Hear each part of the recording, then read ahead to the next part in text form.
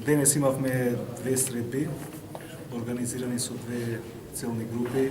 Првата средба беше со такси превозниците, а втората средба која е во тек е со стопанствениците во соработка со регионалната стопанска комора.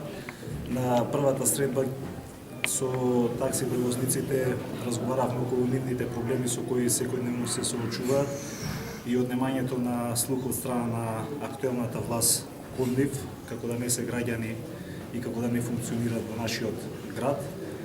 Ги предочија своите проблеми за немање на паркинг простор, за сообраќајниот хаос и за амортизирање на колите со кои се движат заради огромниот број на руинирани улици, дупки во општина Битола.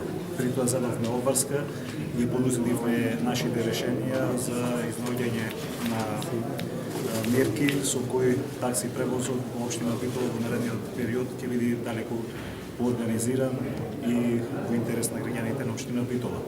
Втората средба за која во моментот тече е со регионалната стопанска комора, на која ги презентиравме нашите економски мерки, нашите предлози како општина Битола во наредните 4 години ќе се развива.